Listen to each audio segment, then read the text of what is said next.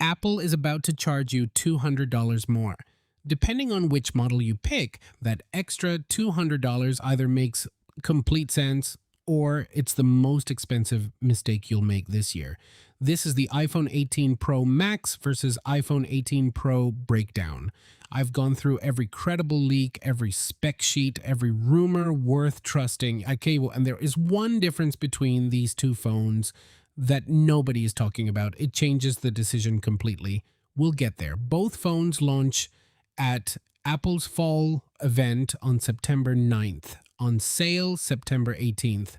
And yes, both are going to cost more than last year, potentially a lot more. I'm going to break this down into 4 areas: design, cameras, battery, and price, because those are the 4 things that actually determine which one is right for you. And somewhere in the camera section, there's the thing I mentioned. Let's start with the part Apple won't put in the keynote highlight reel, the price hike. The iPhone 17 Pro started at $1,099. The iPhone 17 Pro Max started at $1,199. Reasonable gap, $100. Now look at what's rumored for the 18 series. The iPhone 18 Pro, potentially $1,299 to $1,399. The iPhone 18 Pro Max, potentially $1,399 to $1,499.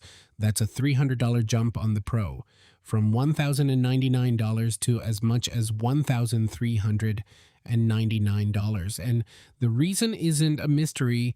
RAM shortages are pushing up component costs, and Apple has essentially confirmed the increase is coming. They just haven't said the number out loud yet. So before we even talk about features and understand the context you're buying into, these are expensive phones getting more expensive. The question is whether what's new actually justifies it.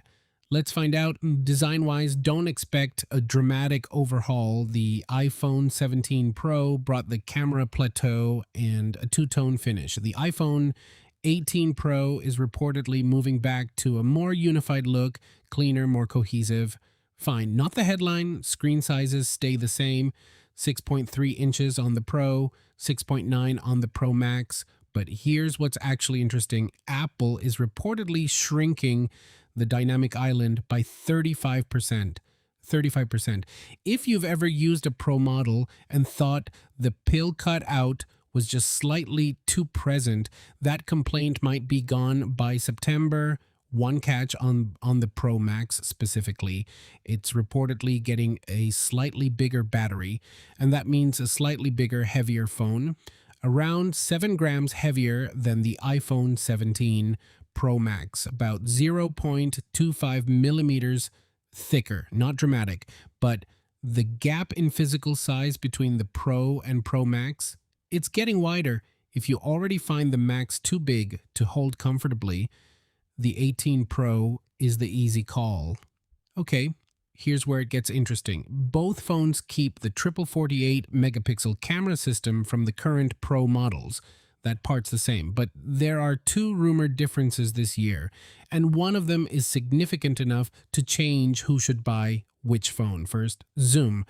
The iPhone 18 Pro Max is rumored to get 6 times optical zoom. The standard Pro stays at 5 times, 1 extra stop of reach. It matters for sports, wildlife, concerts, anything where you physically can't get closer to your subject. But the second difference is the one I want you to focus on: variable aperture. This has never existed on an iPhone.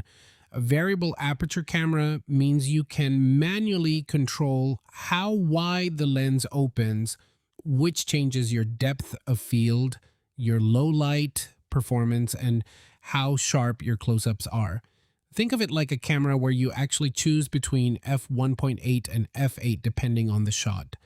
The rumor is that the mechanics required for this feature only fit inside the larger Pro Max chassis. If that's true, and it's a credible leak, then the iPhone 18 Pro Max has a camera capability the regular Pro simply cannot offer. For most people, the 5 times zoom and standard aperture are more than enough. But If mobile photography is genuinely important to you, this is not a size preference anymore.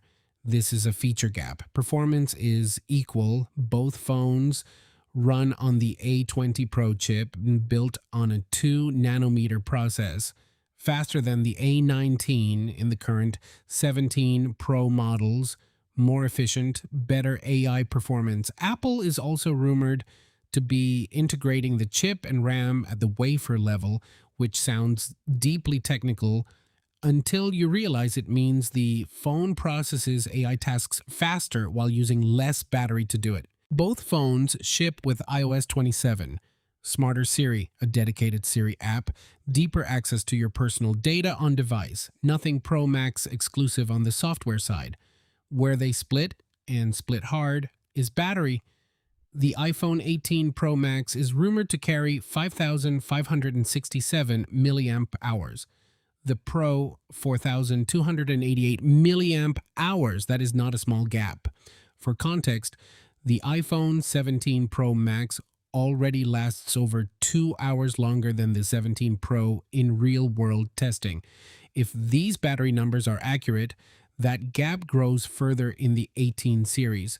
The Pro's battery is only 1% larger than its predecessor, by the way. The Max jumps 9%. Apple is clearly making a statement about which phone is built for endurance. So, which one should you buy? Here's my take, and I'll be direct about it. If you want the best iPhone Apple has ever made for photography, and battery life is something you think about daily, the iPhone 18 Pro Max is the answer. The variable aperture camera, the 6 times zoom, and that battery size make it genuinely different. Not just bigger, but if you want a phone that fits in your hand, costs a few $100s less, still runs the same A20 Pro chip, and handles 95% of what the Max does, the iPhone 18 Pro is not a compromise. It's a choice. The one thing I'd say to both camps, wait for the September 9th keynote before you pre-order anything. Specifically, wait to see if Apple confirms the variable aperture is Pro Max exclusive. Because if it is, and I think it will be, that one feature is worth understanding before you commit to $1,300 or $1,500. New CEO John Turnus takes the stage for the first time on September 9th, Apple Park, Steve Jobs Theater. I'll be watching, and I'll have the full hands-on the moment I can. Which side are you on right now, Pro or Pro Max? Drop it in the comments. I'm genuinely curious whether the camera difference moves anyone.